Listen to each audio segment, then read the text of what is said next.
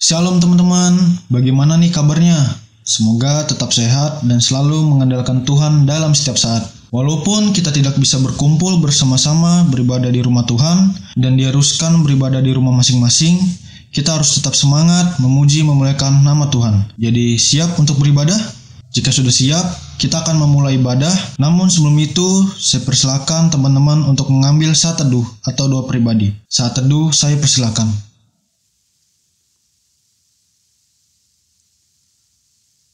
Karena begitu besar kasih setianya dan anugerahnya kepada kita. Mari kita angkat satu pujian, sungguh indah.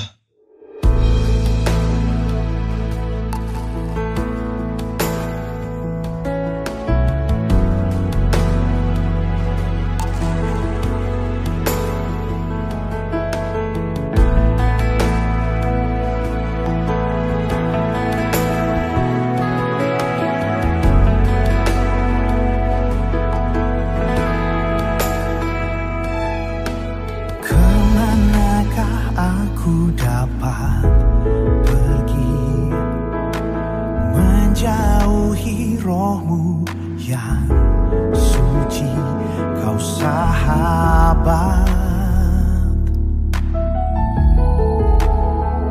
dan kau dekat.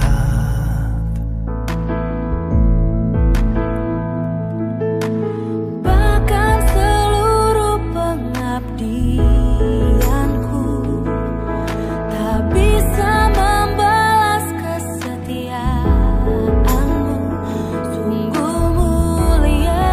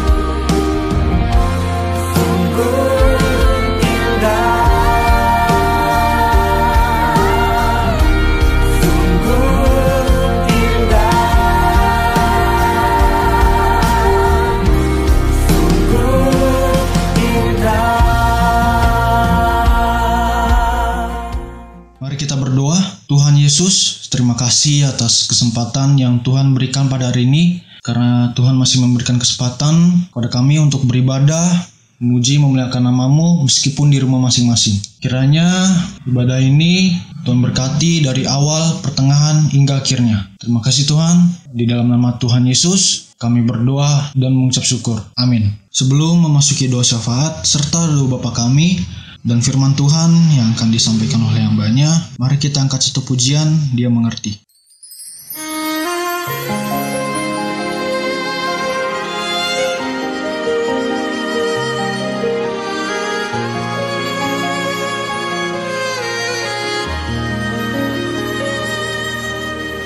Terkadang kita merasa tak ada jalan terbuka, tak ada lagi waktu, terlambat sudah.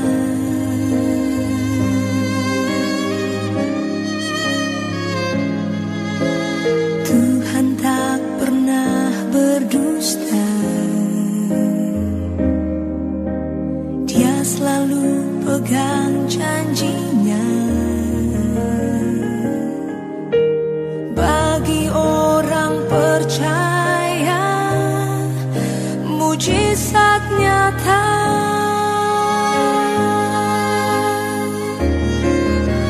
Dia mengerti, Dia peduli persoalan yang sedang terjadi. Dia mengerti, Dia peduli persoalan yang kita alami.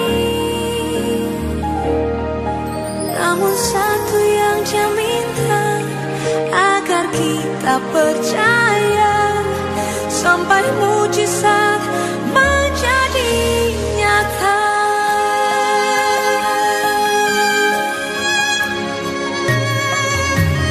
Terkadang kita merasa tak ada jalan terbuka, tak ada lagi waktu, terlambat sudah.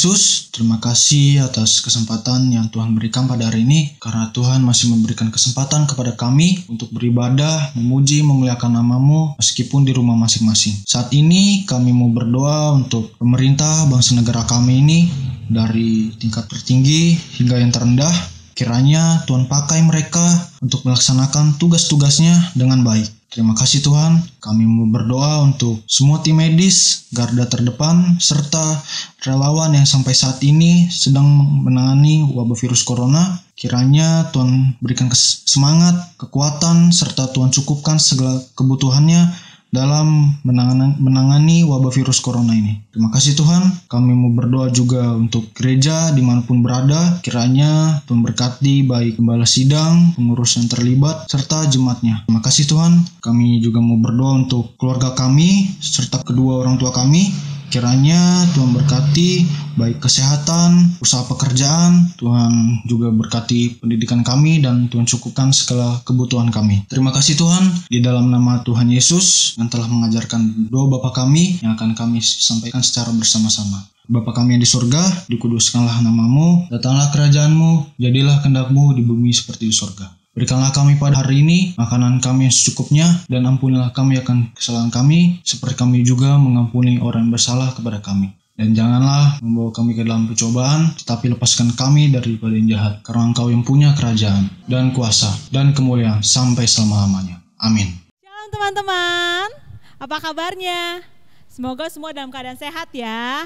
Ya sudah lama sekali ya kita masih tetap beribadah di rumah. Tapi jangan patah semangat kita untuk tetap memuji dan bersekutu bersama di dalam ibadah remaja secara online ini. Ya, kita akan mulai renungan kita, firman Tuhan pada hari ini. Kita berdoa. Ya Allah ya Bapa, kami mengucap syukur untuk kebaikan dan kemurahan-Mu, karena pada saat ini Engkau masih memberikan kami hati untuk mau datang beribadah secara online ya Bapa. Bapa, pimpinlah hati kami untuk mendengarkan firman-Mu, untuk boleh mengerti, memahaminya, dan melakukannya. Tolong hamba-Mu juga yang akan menyampaikan firman-Mu, berkati mulut bibir lidah hamba supaya menyampaikan sesuai kebenaran firman-Mu. Terima kasih ya Bapa, ampunilah segala dosa dan pelanggaran kami ya Bapa. Dalam nama Tuhan Yesus Kristus kami berdoa dan mengucap syukur. Haleluya. Amin. Ya, pada hari ini kita akan belajar tentang mengendalikan lidah. Ya, lidah. Nah, lidah, apa yang terpikirkan oleh teman-teman? Ya, lidah bisa untuk mengecap rasa, apalagi? Ya, untuk berkata-kata. Tentang perkataan, pasti kita teringat ada perkataan yang baik dan ada perkataan yang buruk. Pasti kita juga punya pengalaman berkata-kata yang menyakiti orang lain, ataupun ada perkataan orang lain yang menyakiti hati kita. Nah, kalau soal perkataan, lidah pun gak hanya di bibir, ya kan? Lidah sekarang bisa di jempol. Gimana ceritanya bisa di jempol? Ya, melalui medsos. Kita sering ketik berkata-kata lewat media sosial, komen-komen status orang yang ada di media sosial. Nah, itu lidah kita secara online, lewat jempol kita. Nah, saya teringat seseorang, teman-teman semua pasti kenal, yaitu si KKI. Nah, dia sering sekali saya dengar dibully, ya kan? Adakah di sini yang pernah bulinya? Semoga tidak ada ya teman-teman ya, karena itu adalah tidak baik. Nah, saya juga sering melihat banyak komentar-komentar tentang orang lain di media sosial yang justru malah menjatuhkan orang lain, menjelekkan orang lain di media sosial. Nah, kita akan belajar untuk mengendalikan lidah kita, mengendalikan perkataan kita melalui firman Tuhan yang akan kita baca pada saat ini dalam Yakobus 3 ayat 1-12. Mari kita buka Alkitab kita dalam Yakobus 3 ayat 1-12. Saya akan bacakan. Saudara-saudara, janganlah banyak yang di antara kamu mau menjadi guru, sebab kita tahu bahwa sebagai guru kita akan dihakimi menurut ukuran yang lebih berat. Sebab kita semua bersalah dalam banyak hal. Barang siapa tidak bersalah dalam perkataannya, ia adalah orang sempurna, yang dapat juga mengendalikan seluruh tubuhnya. Kita mengenakan kekang pada mulut kuda sehingga ia menuruti kehendak kita. Dengan jalan demikian kita dapat juga mengendalikan seluruh tubuhnya.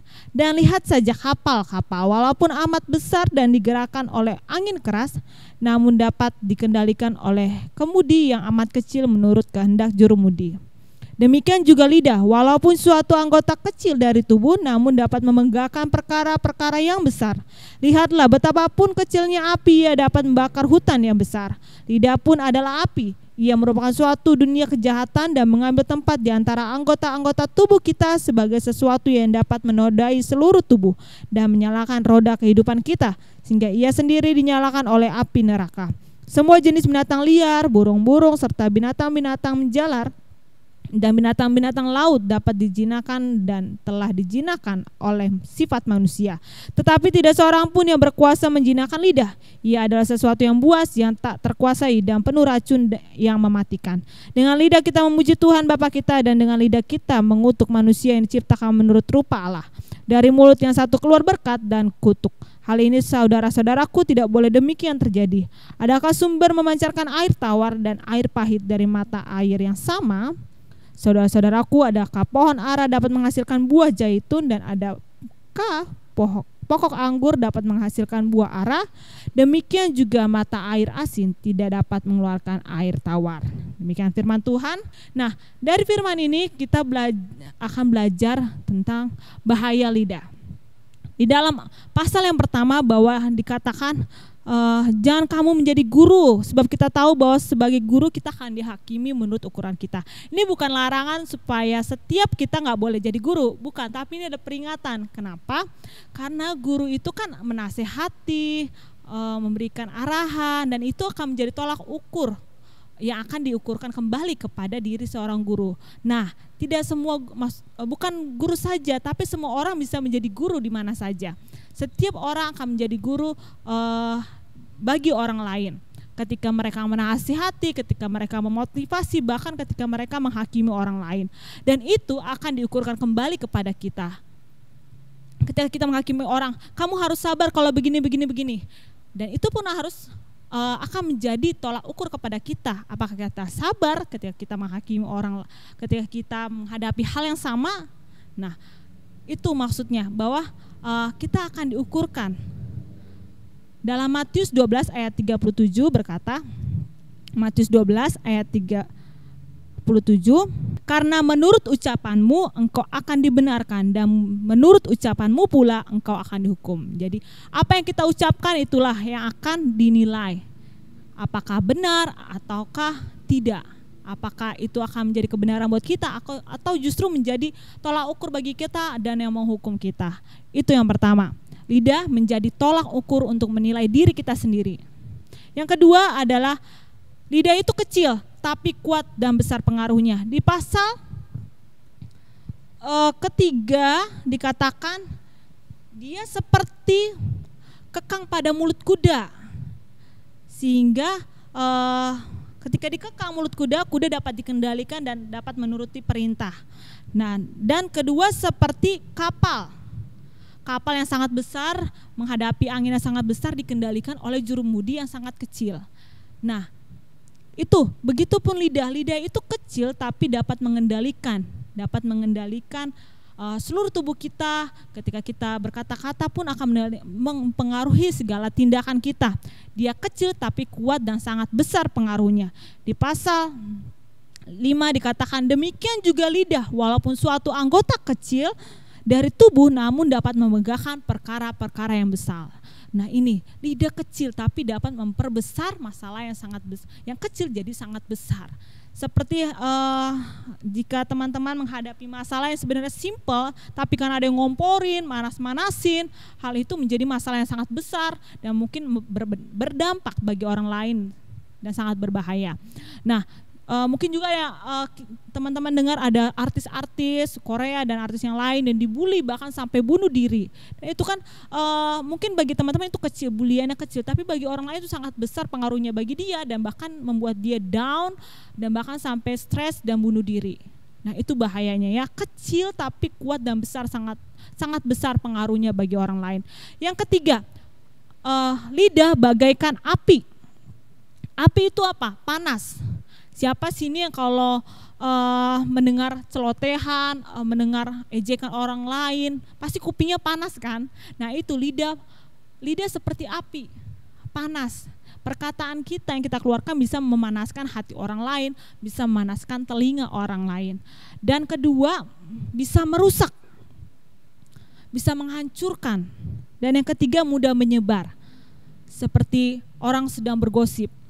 Ya kan, pertama ngomongnya sedikit ke yang satu yang satu lagi menyebar ke temannya menyebar lagi ke teman yang lain. Nah seperti itu, lidah seperti api, mudah menyebarkan gosip-gosip yang bisa merusak keadaan, menghancurkan orang lain juga. Itu lidah bagaikan api, bahaya lidah. Yang keempat, lidah itu buas. Di pasal 7 dikatakan semua jenis binatang liar dapat dikendalikan oleh sifat manusia. Tapi ada satu yang tidak bisa terkuasai, yaitu lidah. Lidah tidak terkuasai dan penuh racun. Itulah bahayanya lidah. Di dalam Amsal 15 ayat 4 dikatakan, Amsal 15 ayat 4, lidah lembut adalah pohon kehidupan, tetapi lidah curang melukai hati. Lidah lembut adalah pohon kehidupan, tetapi lidah curang adalah melukai hati. Itu tadi adalah bahaya-bahaya lidah. Bahwa lidah itu bisa menjadi tolak ukur kembali kepada diri kita, kepada orang yang mengatakannya. Lidah itu kecil tapi sangat kuat dan besar pengaruhnya. Dan lidah itu seperti api, panas, merusak dan mudah menyebar. Dan yang keempat, lidah itu buas, tidak terkuasai dan penuh racun. Lidah itu sangat sulit dikendalikan, sangat susah. Bahkan dikatakan di pasal yang kedua, sebab kita semua bersalah dalam banyak hal. Barang siapa tidak bersalah dalam perkataannya, ia adalah orang sempurna yang dapat juga mengendalikan seluruh tubuhnya. Jadi dikatakan orang yang bisa mengendalikan lidahnya berarti dia sudah sempurna. Kenapa? Karena lidah ini adalah yang paling sulit untuk dikendalikan. Ketika dia bisa mengendalikan lidahnya berarti dia bisa mengendalikan seluruh tubuhnya. Nah, bukan berarti lidah tidak bisa dikendalikan. Karena kita tahu bahwa Allah sendirilah yang memberikan Roh Kudus yang memampukan kita supaya kita bisa melakukan setiap perbuatan baik yang sesuai dengan firman Tuhan. Jadi ada hal yang perlu kita lakukan untuk kita bisa mengendalikan lidah kita. Yang pertama adalah kita perlu minta pertolongan Allah. Dalam Mazmur 141 ayat 3. Mazmur 141 ayat 3.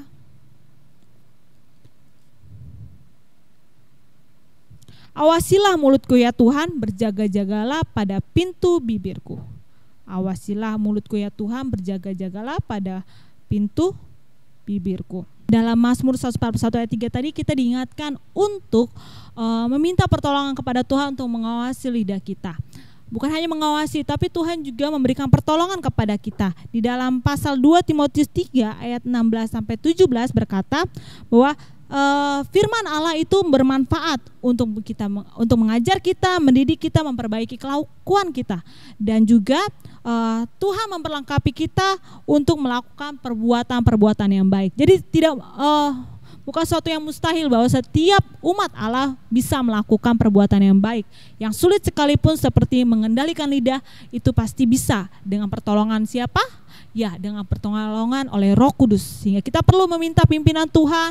Tuhan bantu aku supaya aku bisa menjaga mulutku. Tuhan mampukan aku supaya aku bisa berkata-kata yang baik yang tidak melukai orang lain. Kita perlu meminta pertolongan Tuhan. Yang kedua, kita perlu mengisi hati kita dengan firman Allah. Seperti dalam Matius 12 ayat 34-35 dikatakan bahwa Matius 12 ayat 34-35 bahwa hai kamu keturunan ular beludak, bagaimanakah kamu dapat mengucapkan hal-hal yang baik sedangkan kamu sendiri jahat? Karena yang diucapkan mulut meluap dari hati. Orang yang baik mengeluarkan hal-hal yang baik dari pembenarannya yang baik, dan orang-orang yang jahat mengeluarkan hal-hal yang jahat dari pembenarannya yang jahat. Nah, pembenarannya yang jahat dan yang baik. Orang akan mengeluarkan kata-kata yang baik jika pembenaran katanya adalah baik, jika hatinya adalah baik. Karena apa yang keluar dari mulut kita itu meluap dari hati. Jika kita ingin bisa berkata-kata yang baik, kita harus mengisinya dengan yang baik, yaitu dengan firman Allah. Kita harus mengisinya dengan firman Allah. Kita harus berelasi dengan Allah, kita harus mendengar firman Allah, dan terlebih lagi kita harus membangun relasi dengan Allah. Dan membangun relasi persekutuan dengan teman-teman kita yang seiman. Nah, saya punya sedikit cerita. Selama saya bermain dan bergaul dengan teman-teman yang seiman, justru itu mendorong saya, melatih saya untuk menjaga lidah saya. Sedangkan ketika saya bermain dengan orang-orang yang tidak beriman, bukan orang yang percaya, justru mereka seperti berkata-kata yang maaf ya, anjrit itu menjadi hal yang biasa. Justru dalam firman Tuhan berkata itu bukan hal biasa, itu sesuatu yang harus kita buang. Itu mungkin sepele bagi orang-orang di luar sana, tapi bagi Allah itu bukan hal yang sepele, itu pun melukai hati Tuhan. Jadi kita perlu namanya mengisi hati kita dengan hal-hal yang baik. Kita harus mengisi persekutuan kita, pergaulan kita dengan hal-hal yang baik. Karena dari luar itu akan mengaruhi kita. Ketika kita terbiasa mendengar kata-kata yang kasar dari teman kita, kita pun mungkin akan jadi terbiasa juga untuk mendengar, untuk mengatakannya. Jadi kita harus menjaga mulut kita, hati kita, dan pergaulan kita juga harus dengan yang baik. Yang ketiga adalah kita harus menggunakannya untuk memuliakan Allah. Nah, dalam ketika kita bertindak, berperilaku, apapun itu yang kita perbuat, harus kita fokuskan untuk memuliakan Allah. Apapun yang kita perbuat, kita tujukan kepada Allah, termasuk mulut kita. Ketika kita berkata-katalah yang baik, yang kita fokuskan kepada Allah. Nah, ketika kita memberikan nasihat, ketika kita berkomentar akan sesuatu, mari kita coba berpikir terlebih dahulu sebelum kita berkata. Kita harus berpikir, pertama, benarkah perkataan saya? Dua, pantaskah saya mengatakan ini dalam situasi seperti ini? Yang ketiga, pentingkah saya berkata seperti ini? Keempat, bergunakah perkataan-perkataan saya? Nah, inilah yang perlu kita pikirkan ketika kita berkomentar atau berkata buat orang lain. Benarkah, pantaskah, pentingkah, dan bergunakah? Nah, kita juga diingatkan dalam Yakobus 1 ayat 19. Yakobus 1 ayat 19 dikatakan, hai saudara-saudara yang kukasihi, ingatlah hal ini, setiap orang hendaklah cepat untuk mendengar, tetapi lambat untuk berkata-kata, dan juga lambat untuk marah.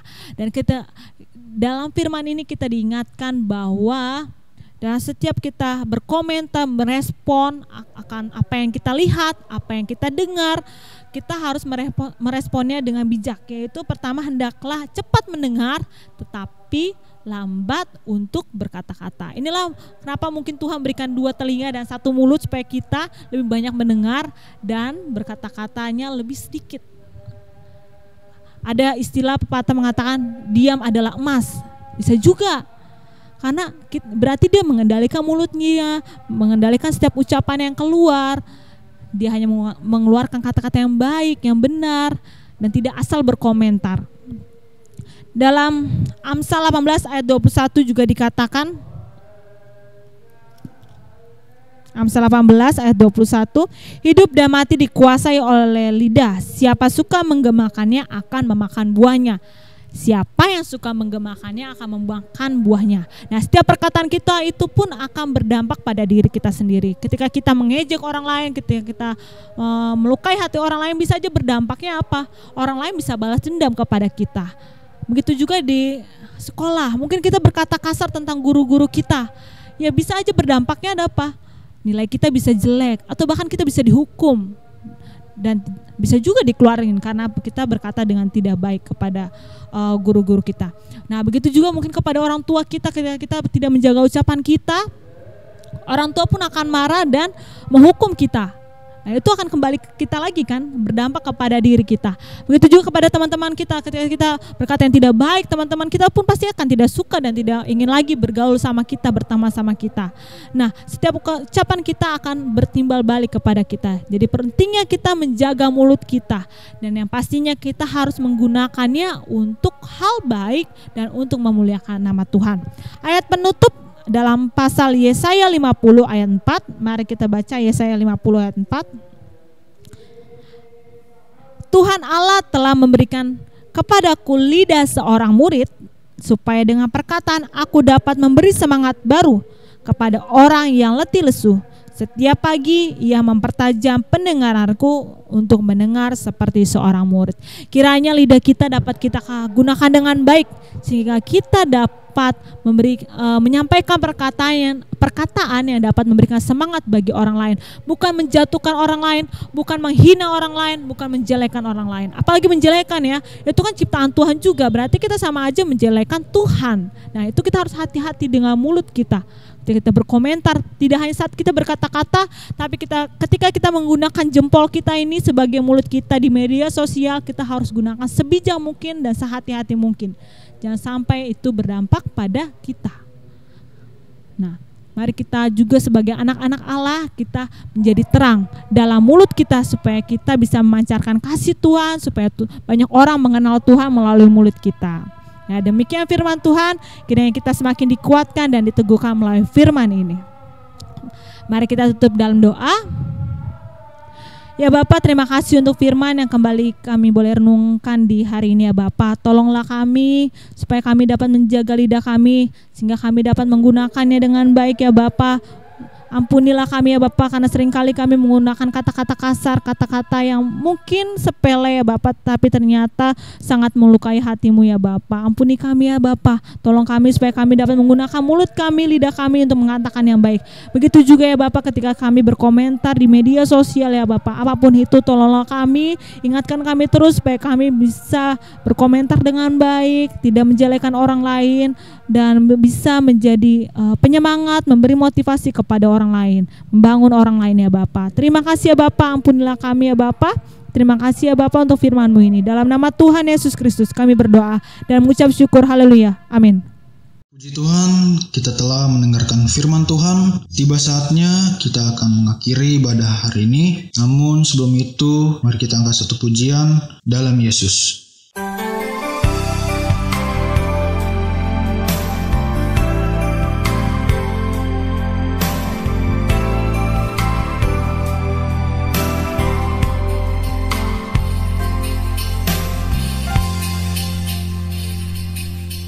Kekuatan di hidupku ku dapat dalam Yesus. Dia tak pernah tinggalkanku, setia menopangku, berseru dalam Yesus. Ajaib Kau Tuhan, penuh kuasa, sanggup pulihkan keadaanku. Dalam tangan-Mu seluruh hidupku tak akan goyah.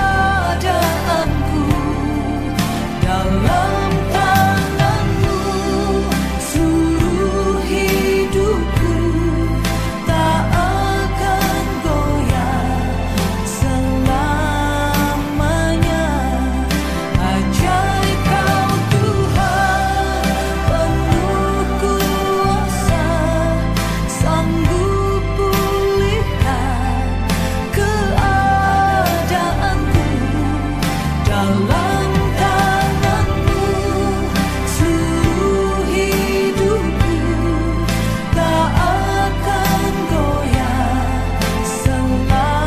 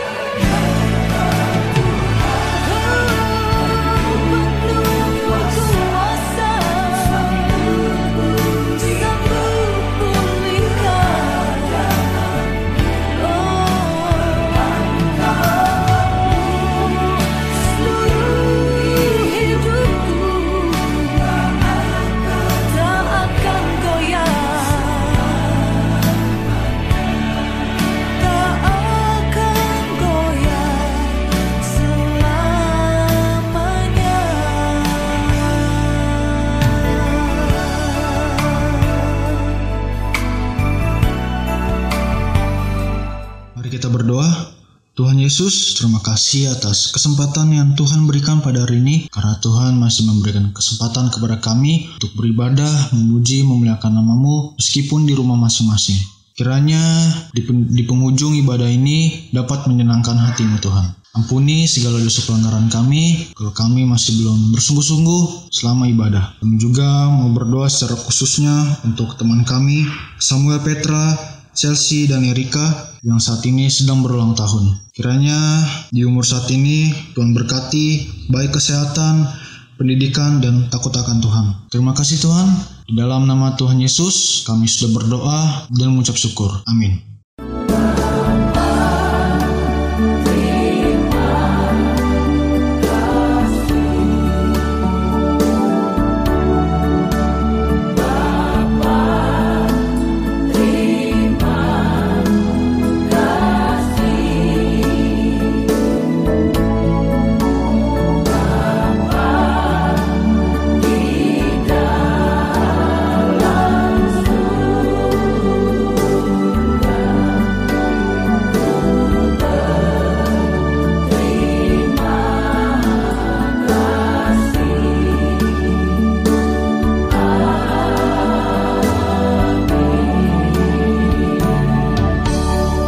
Ibadah telah selesai. Tuhan Yesus memberkati. Jaga kesehatan ya teman-teman.